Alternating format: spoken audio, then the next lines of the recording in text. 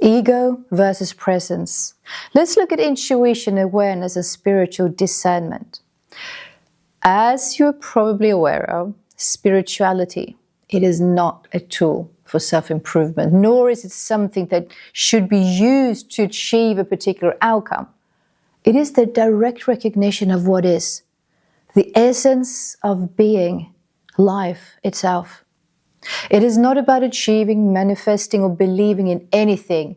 It is about seeing clearly, being fully present, and awakening to the reality beyond our concepts and conditioning. Yet, throughout history, spiritual teachings have often, very often, been distorted by the mind, shaped into belief systems, hierarchies, and practices that, yes, sometimes liberate, but often actually entrap.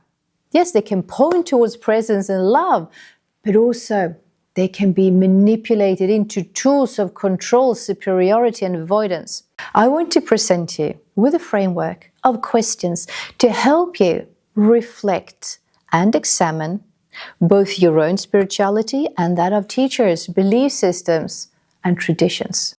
Because the ego is sneaky, it can easily take on a spiritual persona, creating what is often called a spiritual ego, even narcissistic ego. It can use spirituality to avoid pain, justify superiority, or manipulate, control, and abuse others. Trauma can also lead to a desperate attempt to feel safe, causing us to seek escape rather than engage in real healing. And this can manifest as wishful thinking, spiritual bypassing, people-pleasing, and dependency on external guidance and validation rather than deep insight. So, how can we then discern what is real? How do you know if your insights arise from presence or from personal desire? How do you tell if a teaching, belief system, or tradition is rooted in love and wisdom, or is based in control, manipulation, and compliance? How do you recognize when a teacher, guru, or system is guiding from awareness rather than from their own ego? And how do you watch your own ego, how it operates, how it clings to identity, the need to be special, or avoidance? So these questions are not meant to create doubt just for the sake of doubt. They're meant to help you gain clarity, discernment, and deep awareness, because deception exists. Spiritual narcissism is real, and entire systems are in place that benefit from ignorance, fear, and compliance.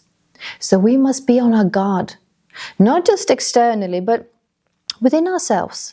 Let's explore these questions in depth. Does it give a sense of power, ego boost, identity reinforcement? Presence is quiet, steady, and deeply rooted. It does not need to prove itself. Ego-driven spiritual insights often feel emotionally charged, urgent, or identity boosting, more like a mental high than deep awareness. The message and its impact. Does this teaching promote unity, love, and compassion for all? Or does it create separation, judgment, and a sense of being better than others? Does it encourage critical thinking, personal inquiry, and direct experience? Or does it rely on this blind faith, rigid rules, and unquestioned authority? Presence fosters connection, openness, and respect for different perspectives. It's the ego that thrives on dogma, hierarchy, and the illusion of being more special, evolved than others. Who benefits? Does this belief or teaching empower personal responsibility? Or does it create a dependency on a guru, system, or external force? Does it genuinely help others, or does it serve the interests of a person or an institution? Is there pressure to comply, to contribute financially, or to surrender personal authority? Presence leads to self-awareness and inner freedom, while ego often disguises itself as guidance. but then subtly seeking control, status, and a lot of money. Intuition versus wishful thinking. Does this insight feel like a quiet knowing, or is it what I want to be true? Intuition is not loud and pushy. It is more of a calm, grounded feeling, like a warmth inside. Whereas if you start to really sort of like salivate and get all excited about, it might be wishful thinking. How you have picked the right belief, the right teacher, the right practice, and others have not. Wishful thinking is often rooted in a sense of lack and then wanting to project the opposite of that feeling of lack, of what you want. Presence and acceptance versus escapism. So does this belief or practice help me to fully embody my life, or is it an escape from pain, from responsibility, accountability, or even reality? Does it actually encourage facing emotions and responsibility, about being open, or is it about suppressing them with positivity and detachment?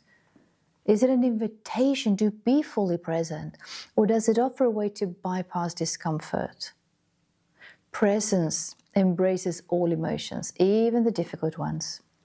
Ego-based spirituality often seeks to override or bypass real feelings, masking avoidance as high vibration. Fear-based or love-based. Does this belief or insight arise from a feeling of fear and lack, or does it come from openness and expansion? Does it encourage curiosity and expansion, or rigid certainty and absolutes? Does it free me from fear, or does it use fear as a means to control? Presence embraces the unknown. Ego seeks rigid certainty, control, and absolutes in order to feel safe. Spiritual ego and identity. Does this belief or teaching reinforces my identity? I belong to this religion or belief. I'm more awakened or more evolved than others. Does it feed the idea that I or my teacher or group, we have access to this special knowledge that others don't? We have picked the right path. Is it about spiritual superiority, or even about being right, or having a higher frequency, or being one step ahead, knowing what goes on? Presence does not need to be special. It simply is. It's the ego who craves identity, status, and exclusivity. They need to be special somehow. External versus internal validation. Do I trust my own direct experience? Or am I relying on an external authority to define truth for me? Am I encouraged to seek within, or am I expected to blindly follow without questioning? Does this teaching feel liberating, or does it come with obligations, guilt, or punishment for questioning? Presence invites inquiry, trust in your experience and personal discovery. Ego seeks obedience, submission, and external validation. Spirituality at its core is about awakening to what is, not reinforcing the ego's desires, fears, and sense of superiority.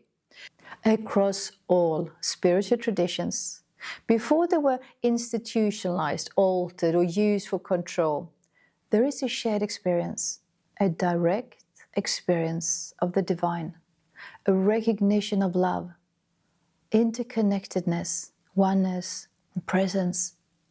Despite differences in language, culture, and expression, the core message remains the same. We're not separate. Love is our true nature. And the divine, it is not something external, but ever present within. When we move beyond doctrine and division, we see that all traditions point towards the same realization. Expressed in different ways, yes, shaped by different times and cultures and language, but ultimately pointing to the same truth. Originally, all spiritual traditions pointed to oneness, love, and direct experience. But as human structure took over, these teachings, they were turned into rigid doctrines to control behavior, used to divide people into believers and non-believers. Beyond names, beyond form, beyond interpretation, what remains? Love, unity, presence. When we strip away what has been added for control, what we find is not separation, but one timeless, unchanging reality, expressed through different voices, but always pointing home.